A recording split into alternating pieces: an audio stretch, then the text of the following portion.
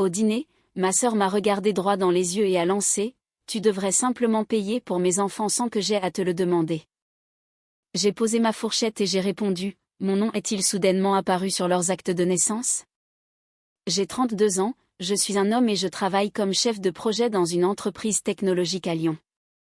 Je grimpe les échelons depuis mes 24 ans, ayant commencé comme coordinateur junior pour arriver là où je suis aujourd'hui. Je suis le genre de gars qui sauve les projets en perdition, qui transforme le chaos en ordre et qui parvient à concrétiser les choses quand personne d'autre n'y arrive. C'est stressant, mais c'est bien payé. Et j'ai toujours su gérer la pression. Je suis seule depuis mon divorce il y a environ 4 ans, après que mon ex-femme, Jennifer, m'ait trompée avec un collègue pendant que je me tuais à la tâche pour payer ses traitements de fertilité. Oui, cette trahison a fait mal. Nous avions essayé d'avoir des enfants pendant 3 ans. Rendez-vous, tests, injections, tout ce cauchemar. Tout cela pendant que je bâtissais ma carrière pour nous offrir l'avenir dont nous rêvions. Puis, j'ai trouvé les messages. C'était un mardi soir. Je m'en souviens parce que j'étais restée tard au bureau pour finaliser un plan de projet. Je suis rentrée chez moi épuisée et j'ai pris le téléphone de Jennifer par erreur quand le mien s'est éteint. L'écran verrouillé s'est allumé avec l'aperçu d'un message de Mike du marketing qui disait: « J'ai hâte de te sentir à nouveau demain. » Game over. Le divorce m'a détruit financièrement et émotionnellement. J'ai perdu la maison que nous avions achetée ensemble dans un quartier résidentiel agréable et j'ai dû déménager dans un appartement dans le centre, 2 fois plus petit. J'ai dépensé près de 30 000 € en frais d'avocat parce qu'elle s'est battue pour des actifs auxquels elle n'avait jamais contribué. Tout cela en essayant de gérer le fait que l'avenir que j'avais prévu, enfants, famille, maison, le projet complet avait disparu. Le truc, c'est que je n'ai pratiquement pas parlé à ma famille biologique depuis environ 2 ans. Pas après la façon dont ils m'ont traité pendant le divorce. Zéro soutien. Ma sœur, Mélanie, ne cessait de dire des choses comme: « Eh bien, peut-être que si tu n'étais pas autant au travail, ou bien il a dû y avoir des signes que tu as manqué. » Très utile quand ta vie s'effondre. Je veux dire, je n'étais pas totalement coupée d'eux. Mélanie m'appelait régulièrement, non pas pour prendre de mes nouvelles, mais dès que ses enfants avaient besoin de quelque chose, que son mari alcoolique, que j'appellerais Thomas, ne pouvait pas payer. Voyez-vous, Thomas est un bon à rien qui dépense la moitié de leurs revenus dans ses loisirs tout en prétendant travailler tard. Mélanie le sait, je le sais, mais nous n'en parlons jamais directement. David, Emma a besoin de nouvelles chaussures de foot. L'école les exige pour la semaine prochaine. David, la classe d'Eden part en voyage scolaire et il me manque 200 €. David, les soins dentaires des enfants ne sont plus couverts par notre mutuelle. Tu peux aider ? Et à chaque fois, je transfère l'argent, sans poser de questions, car malgré tout, c'étaient mes neveux et ma nièce et ils ne devraient pas souffrir parce que leur père est un raté et que leur mère ne sait pas gérer un budget. Pas plus tard que le mois dernier, elle a appelé à 23 h, un soir de semaine. « David, tu es réveillé ?» a-t-elle dit avec cette fausse voix inquiète qu'elle utilise quand elle veut de l'argent. « Je le suis maintenant », ai-je répondu en m'asseyant dans mon lit. « Qu'est-ce qui ne va pas ? » C'est l'anniversaire de Lily le week-end prochain et nous lui avons promis ce gros set Lego. Mais le chèque de commission de Thomas n'est pas arrivé. « Combien ? » ai-je demandé en attrapant déjà mon ordinateur portable. « C'est 180 € plus les taxes. » « Mais David, je te jure que je te rembourserai quand. » « C'est bon, les jeux interrompus. Considère ça comme mon cadeau. » J'ai transféré l'argent tout en restant au téléphone. « Tu es un sauveur. » « Sérieusement, » a-t-elle dit, « on devrait se voir bientôt. » Les enfants demandent après leur oncle. Mais ce « bientôt » n'arrivait jamais, sauf quand elle avait besoin d'autre chose. Bref, ma tante Patricia essayait de me ramener dans le cercle familial depuis des mois.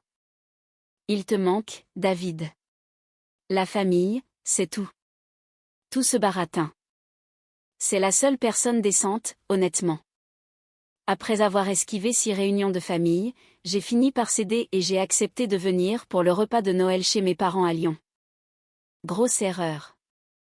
J'ai conduit pendant 3 heures, redoutant déjà chaque minute. J'ai apporté un beau coffret cadeau pour mon père et des fleurs pour ma mère, comme si j'étais un gamin perdu essayant de retrouver sa place à table avec quelques offrandes de paix. C'était ridicule, mais je l'ai fait quand même. La maison était pleine. Mes parents, ma sœur et son mari Thomas avec leurs 3 enfants, mon frère et sa femme, tante Patricia, oncle Jacques, et quelques cousins. La totale.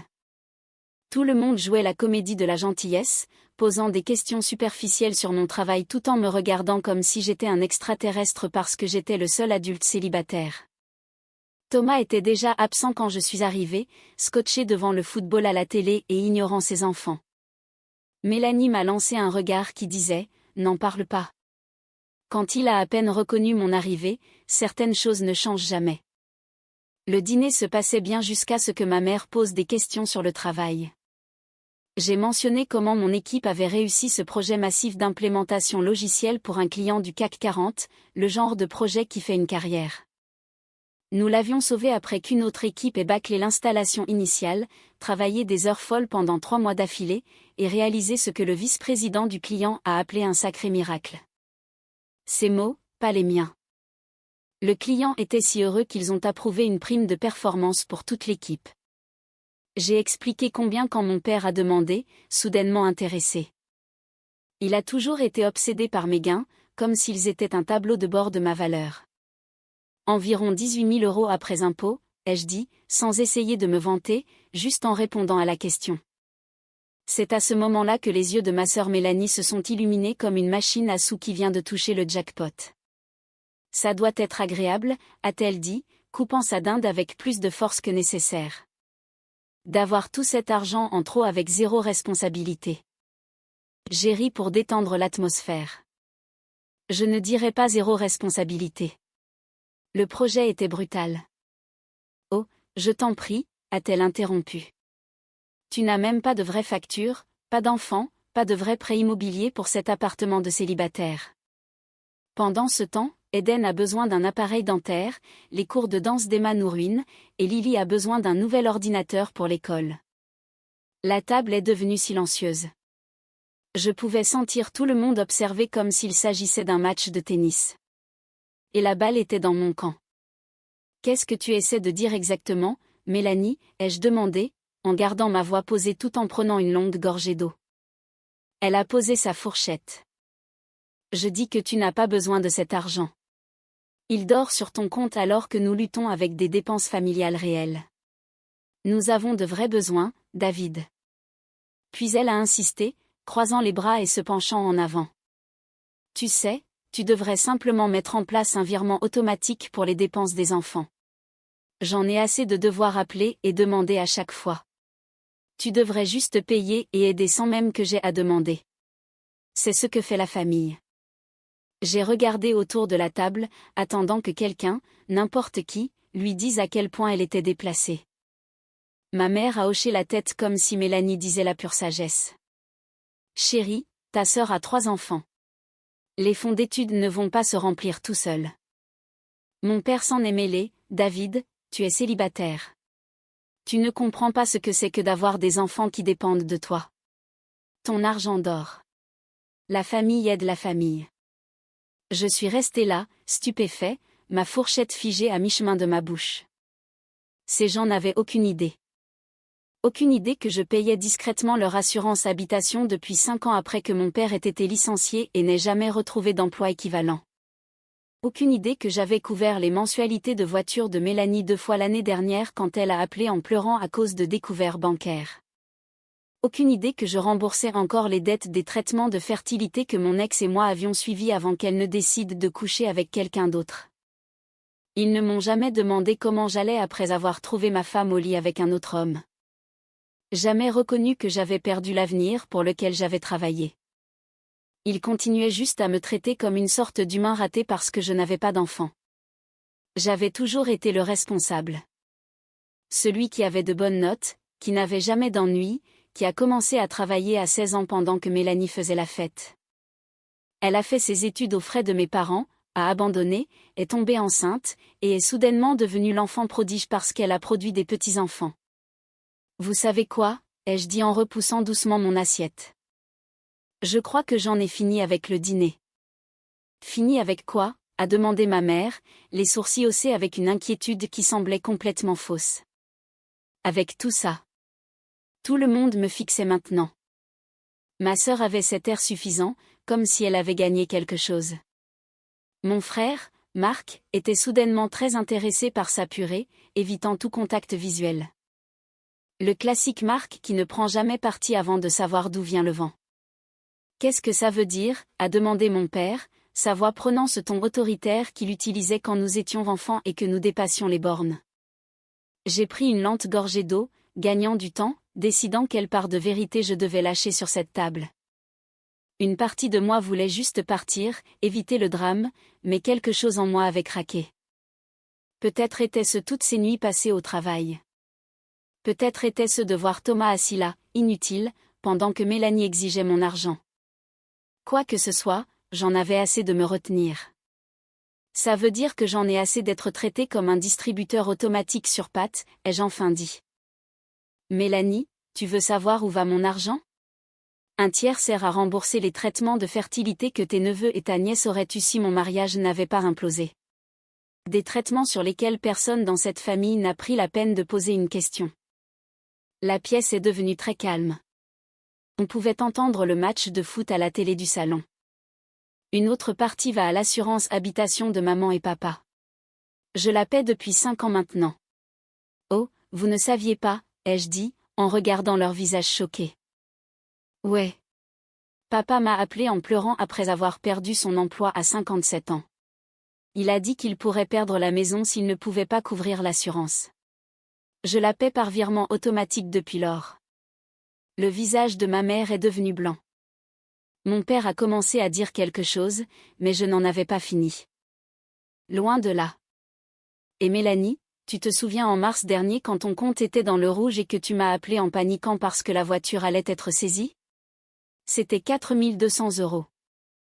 En décembre avant ça, c'était 3 700 € pour les soins dentaires d'urgence de Thomas parce que vous avez laissé votre mutuelle expirer. J'ai regardé directement Thomas, qui était soudainement très intéressé par le motif de son assiette. Sans parler des 6 300 € que j'ai envoyés rien que sur les 8 derniers mois pour toutes les urgences des enfants pendant que ton mari ici présent dépense la moitié de vos revenus ménagers dans ses loisirs. La tête de Thomas s'est redressée. Le visage de Mélanie est devenu livide. Oh oui, je suis au courant de tout. Je ne suis pas stupide, mais j'ai payé quand même parce que ces enfants méritent mieux que ce qu'ils ont. Le mari de Mélanie, Thomas, semblait prêt à se lever et à partir. Apparemment, elle lui avait dit que ses parents aidaient pour la plupart de ces choses. Son visage était un mélange d'embarras et de colère, pas contre moi, mais contre le fait que ses échecs étaient exposés publiquement. Aucun d'entre vous n'a jamais demandé comment j'allais quand Jennifer est partie.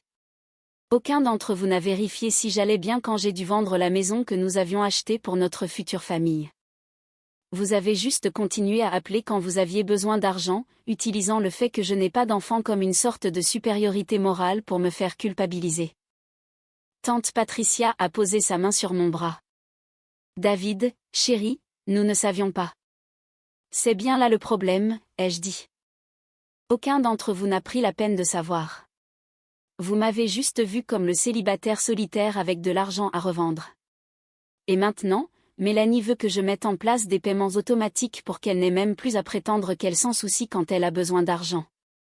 C'est le comble. Mon frère a enfin pris la parole. Allez, David. Je suis sûre qu'elle ne pensait pas à mal. Je l'ai coupé, non. Tu n'as jamais pris ma défense. Alors ne prétends pas commencer maintenant. Je me suis levée de la table, les pieds de ma chaise raclant bruyamment le parquet. Alors oui, Mélanie, j'ai une prime qui arrive. Et non, tu n'en toucheras pas un centime. Personne d'autre à cette table non plus. David, tu réagis de manière excessive, a dit ma mère en utilisant sa voix, calmons-nous tous, qui ne fonctionnait jamais, même quand nous étions enfants. Est-ce que quelqu'un peut me citer une seule fois, ces 4 dernières années, où l'un d'entre vous m'a appelé pour autre chose que de l'argent ou du support technique? Une seule fois? Personne n'a rien dit. Le silence était assourdissant. Exactement, ai-je dit en attrapant ma veste au dossier de la chaise. Merci pour le dîner. Je ne reviendrai pas. Mélanie s'est levée, renversant son verre de vin. Donc c'est ça. Tu vas juste quitter le dîner de Noël comme ça. Et les enfants? Ils avaient hâte de voir leur oncle. J'ai regardé ces 3 enfants qui étaient assis à la table des enfants dans la cuisine, inconscients du drame des adultes. Je leur ai apporté des cadeaux à chacun. Des jeux vidéo pour les 2 plus grands, une peluche pour le plus jeune. De bonnes choses, pas de la camelote bon marché. Les cadeaux sont dans ma voiture. Je les laisserai sur le porche en partant. Et sur ce, je suis sortie en ignorant les supplications en larmes de ma mère. Et ne quitte pas cette table, jeune homme, colérique de mon père. Mais je n'étais plus un jeune homme. J'avais 32 ans, j'étais brillant et j'en avais enfin fini d'être le plan de secours de tout le monde. Je n'ai pas dormi cette nuit-là. J'ai juste reconduit jusqu'à Lyon dans un état second. Ce calme étrange m'envahissait. Comme quand on finit par admettre que quelque chose est mort et qu'on peut arrêter de faire semblant. J'ai mis du hard rock à fond pendant tout le trajet. Le genre de son colérique et fracassant qui correspondait à la tempête dans ma tête. Quand je suis entrée dans le garage de mon immeuble à 1h du matin, j'étais passée du choc à la colère, puis à une détermination glaciale. De retour dans mon appartement, j'ai allumé mon ordinateur et j'ai commencé à couper les ponts méthodiquement. D'abord, j'ai appelé la ligne 24/24 de ma banque et j'ai déplacé mon argent vers de nouveaux comptes dans un autre établissement. Ensuite, je me suis connecté à tous mes services de paiement de facture. Gaz et électricité, 247 € mensuels pour la maison de mes parents, annulé. Forfait famille de téléphonie avec 6 lignes, 412 € mensuels, annulé. Assurance habitation, 189 € mensuels, annulé. Virement automatique vers le compte de ma sœur le 15 de chaque mois, 300 €, annulé. Je dépensais plus de 1100 € par mois pour ces gens depuis des années. De l'argent qu'ils prenaient pour acquis tout en me traitant d'égoïste parce que j'en avais. Ensuite, j'ai ouvert le dossier contenant tous les documents de prêt. Je suis chef de projet. Je documente tout, même quand c'est la famille. Ma sœur avait emprunté plus de 42 000 € au cours des 3 dernières années. Mes parents presque 30 000 €. Rien n'a jamais été remboursé. J'ai tout imprimé, y compris les conditions auxquelles ils avaient accepté chaque fois, remboursables sur demande. Ensuite, j'ai rédigé une simple lettre juridique avec l'aide de mon avocat, déclarant que bien que j'effaçais les dettes existantes, tout soutien financier était par la présente terminé. J'ai pris une photo de ma nouvelle clé de moto. J'économisais pour une moto depuis des années, mais je repoussais toujours parce que quelqu'un dans la famille avait toujours besoin d'argent en priorité. Il était temps de vivre pour moi. Je me suis envoyé un rappel par SMS pour visiter le concessionnaire la semaine prochaine. Mon téléphone a explosé le lendemain matin. D'abord, ma mère, David, il y a un problème avec notre Internet et le paiement des factures. Puis mon père, fils, as-tu changé le paiement de l'assurance? Puis Mélanie, c'est quoi ce bordel, David? Mon téléphone ne fonctionne plus. Je n'ai répondu à aucun d'eux. J'ai juste continué à travailler. J'ai déjeuné avec mon équipe. Je suis allée à la salle de sport après le travail comme d'habitude. J'ai soulevé des poids intensément, me poussant jusqu'à ce que mes muscles hurlent, laissant la douleur physique étouffer le bruit dans ma tête. Ce soir-là, les messages vocaux ont commencé. Maman qui pleure, papa qui menace. Mélanie alternant entre rage et supplication. J'ai écouté chacun une fois, puis je les ai supprimés. Aucune réponse. 3 jours plus tard, Mélanie a débarqué à mon appartement, frappant à la porte comme si elle essayait de la défoncer. Je sais que tu es là. Ouvre cette putain de porte. Je l'ai ouverte calmement. Elle avait l'air terrible, les cheveux en bataille, les yeux rouges, portant le même sweatshirt qu'elle avait depuis la fac. Comment as-tu pu faire ça? A-t-elle crié en me poussant pour entrer dans le salon. L'école d'Emma a appelé parce que son compte cantine est vide. Le câble est coupé. La voiture de Thomas a été saisie ce matin. Je l'ai juste regardé sans rien ressentir. Ni culpabilité, ni colère, juste de l'indifférence. Je m'attendais à ressentir quelque chose. De la satisfaction, peut-être, ou au moins une colère juste. Mais il n'y avait que ce vide glacial là où mes obligations familiales se trouvaient autrefois. Ça doit être difficile, ai-je dit en croisant les bras et en m'appuyant contre le mur. Difficile ? C'est impossible. On ne peut pas payer toutes ces factures. Tu le sais. Non, je ne le sais pas. Toi et Thomas gagnez plus de 140 000 € cumulés. Votre prêt immobilier est raisonnable. Vous avez des voitures neuves, vous partez en vacances, vos enfants ont tous les gadgets du marché.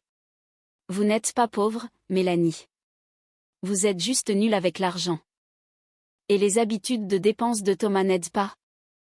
N'ose pas mentionner ça, a-t-elle sifflé. Tu n'as aucune idée de ce à quoi je fais face. Je paie pour ce à quoi tu fais face depuis des années, ai-je répondu. Et à Noël, tu as eu le culot d'exiger que je mette en place des paiements automatiques pour que tu n'aies même plus à prétendre être reconnaissante. Elle faisait les 100 pas dans mon salon, fixant la nouvelle télé OLED 65 pouces que je m'étais achetée après la fin du projet. Alors, c'est comme ça que tu dépenses ton argent, en jouets pour toi-même pendant que ta famille lutte. Oui, Mélanie, pour moi-même. Concept nouveau, je sais. Elle a commencé à pleurer alors. Ces pleurs manipulateurs qu'elle faisait depuis que nous étions enfants. Le genre qui l'a toujours sorti du pétrin. Les enfants ont besoin de nouveaux vêtements pour l'école. Maman et papa paniquent pour l'assurance. S'il te plaît, David, nous sommes une famille. Je suis allée dans mon bureau, j'ai récupéré une enveloppe et je lui ai tendu. C'est quoi ça ? Ton package d'indépendance, ai-je dit. Félicitations. Elle l'a ouvert, trouvant la lettre juridique effaçant ses dettes et mettant formellement fin au soutien financier, ainsi que des imprimés de chaque virement, chaque paiement, chaque prêt avec sa signature. Tu ne peux pas faire ça, a-t-elle chuchoté en feuilletant les pages. Je l'ai déjà fait. Maintenant, sors de chez moi. Nous sommes ta famille. Non, ai-je dit en tenant la porte ouverte. Vous êtes des gens qui partagent mon ADN et qui ne me voient que comme un portefeuille. Il y a une différence. Elle est restée là un moment, serrant les papiers contre elle. Son visage était un mélange d'incrédulité et de panique, puis elle est sortie en trombe, claquant la porte si fort que les cadres au mur ont tremblé. J'ai verrouillé le verrou, je suis allée à la cuisine et je me suis versé 2 doigts de whisky. Pour la première fois depuis des années, j'avais l'impression de pouvoir respirer.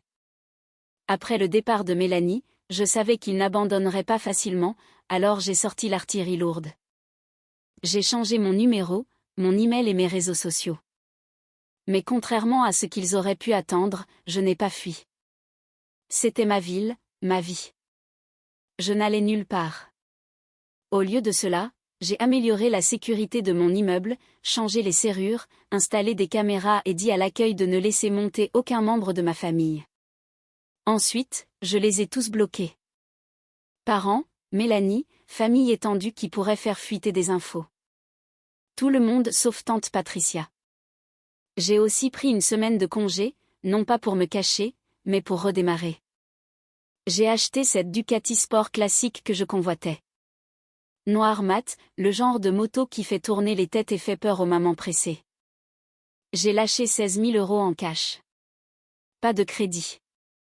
Les yeux du concessionnaire ont failli sortir de leurs orbites quand j'ai payé en totalité. La première balade sur cette bête était presque spirituelle.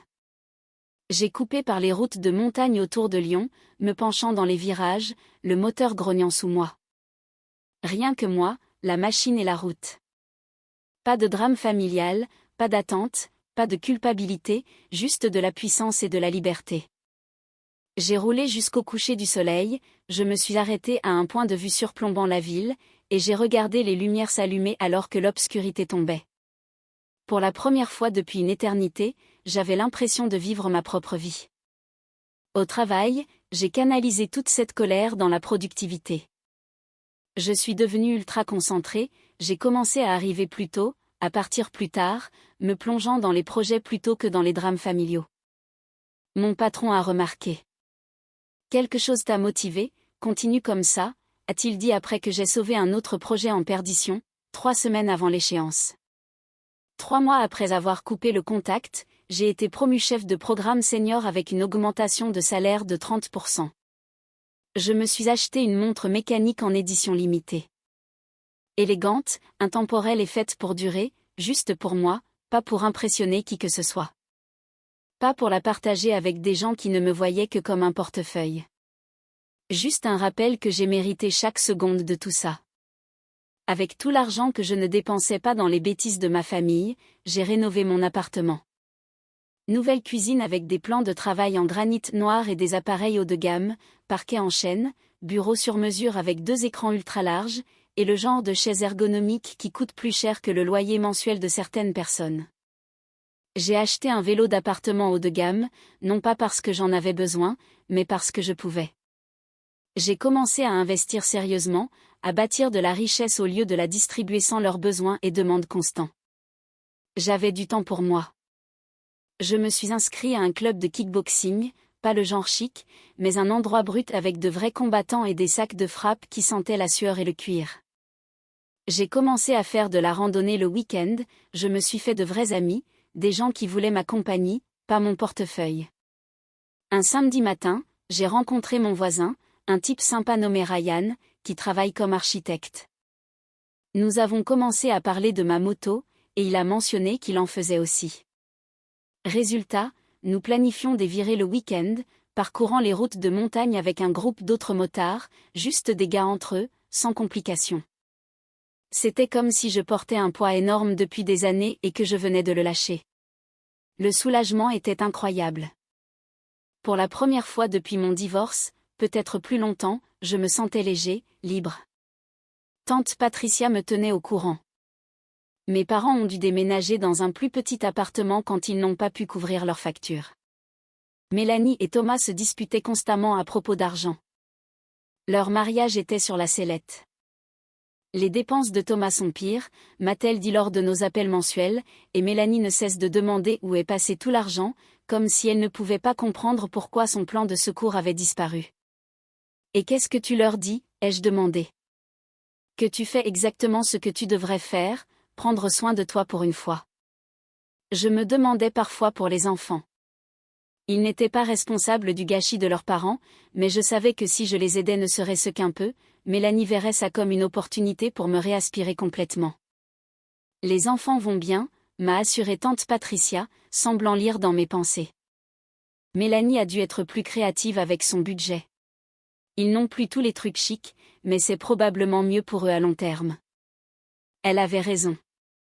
Je ne pouvais pas sauver tout le monde. Et parfois, la meilleure leçon pour les enfants est de voir leurs parents faire face aux conséquences. 6 mois après ma nouvelle liberté, j'ai rencontré cette femme tchèque, Élise. Pas son vrai nom, mais elle voulait que je l'utilise, au club de kickboxing. Elle était féroce, indépendante, chirurgienne pédiatrique. La première chose que j'ai remarquée, au-delà de son apparence, c'était la façon dont elle détruisait absolument le sac de frappe, forme parfaite, concentration implacable, se souciant zéro des gars qui regardaient. Après le cours, je l'ai vue lutter avec son sac de sport tout en vérifiant son téléphone. J'ai proposé de l'aider. Elle m'a regardé de haut en bas et a dit, « Je peux gérer mon propre sac, mais tu peux m'acheter un shake protéiné si tu veux. » Direct, sans jeu. J'étais conquis immédiatement. Sortir à 30 ans après un divorce, c'est différent. Tu ne perds pas de temps. Tu sais ce qui compte. 3 mois et les choses devenaient sérieuses. Je lui ai tout dit sur ma situation familiale une nuit alors que nous préparions le dîner chez moi. Ils t'ont traité comme une ressource infinie, a-t-elle dit en hachant les légumes avec une précision chirurgicale. Ce n'est pas de l'amour, c'est de l'exploitation. Avec Élise, j'ai découvert ce qu'était un vrai partenariat. Nous partagions les additions. Nous payions chacun nos propres factures. Quand nous avons décidé d'emménager ensemble après 1 an, nous avons créé un système équitable pour les dépenses partagées, des trucs d'adultes basiques que ma famille n'avait jamais compris. Elle avait son propre argent, sa propre carrière, sa propre vie. Elle n'avait pas besoin que je la sauve ou que je finance son style de vie. Elle me voulait, moi. C'était révolutionnaire. Notre vie ensemble s'est installée dans un rythme facile. Entraînement le matin avant le travail, virée en moto le week-end quand le temps le permettait. Elle conduisait une Triumph Street Triple. Elle la maîtrisait comme une pro. Des soirées tranquilles avec de la bonne nourriture et une meilleure conversation. La vie était bonne, paisible. Puis tante Patricia a appelé avec des nouvelles. Ta sœur a trouvé ton Instagram. Elle a vu les photos de ton appartement rénové et de cette nouvelle moto. Ils savent que tu prospères. 2 jours plus tard, les emails ont commencé à arriver sur mon adresse professionnelle. La seule qu'ils pouvaient encore atteindre. D'abord, ma mère, tu nous manques tellement. Fils, s'il te plaît, rentre à la maison pour Noël. Puis mon père, la famille n'est plus la même sans toi. Enfin, Mélanie, les enfants demandent après l'oncle David tout le temps. Je n'ai répondu à aucun d'eux. Leur intérêt soudain pour mon existence coïncidait commodément avec la découverte que je m'en sortais bien financièrement. La goutte d'eau a été quand ils se sont présentés à mon lieu de travail sans prévenir. J'étais en réunion quand mon assistant m'a envoyé un message, « Tes parents et ta sœur sont dans le hall. » Je les fais monter ? Absolument pas, ai-je répondu. Dis-leur que je suis indisponible. Je suis parti par l'entrée de derrière ce jour-là, j'ai appelé la sécurité pour les faire évacuer quand ils ont refusé de partir. Cela a endurci mon cœur encore plus. Ce soir-là, Élise m'a tenue alors que j'encaissais l'invasion. Ils sont désespérés, a-t-elle dit. Ils ont perdu leur filet de sécurité et ne peuvent pas l'accepter. Je veux juste qu'ils me laissent tranquille, ai-je dit. Alors nous devons leur montrer que tu vas mieux sans eux, que leurs tactiques ne fonctionneront pas. Elle avait raison. Je ne me cachais plus. Le lendemain, j'ai posté une photo sur Instagram d'Élise et moi sur nos motos, montagne en arrière-plan. Living me best life. C'était mesquin, peut-être, mais satisfaisant. Qu'ils voient ce qu'ils avaient perdu. Récemment, Élise et moi nous sommes fiancés. Pas de grande production, juste un moment privé sur une falaise surplombant le Pacifique lors d'une escapade. Nous avons acheté une maison dans un quartier agréable avec un jardin et un bureau à domicile. Design moderne, lignes épurées, énormes fenêtres surplombant une vallée. J'avais de vraies économies, une vraie sécurité, une vraie paix. Puis Pâques est arrivé. Élise et moi avions prévu un barbecue avec des amis. J'avais passé la matinée à fumer de la poitrine de bœuf sur mon nouveau grill, un petit loisir que j'avais commencé maintenant que j'avais du temps pour ce genre de choses. Notre jardin était rempli de gens qui se souciaient vraiment de nous.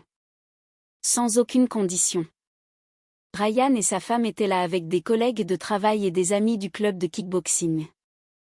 Le genre de personnes solides qui célèbrent vos succès au lieu d'essayer d'en profiter.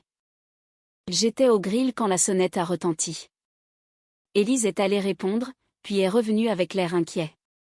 C'est ta famille, a-t-elle dit doucement. J'ai tendu les pinces à Ryan et j'ai traversé la maison.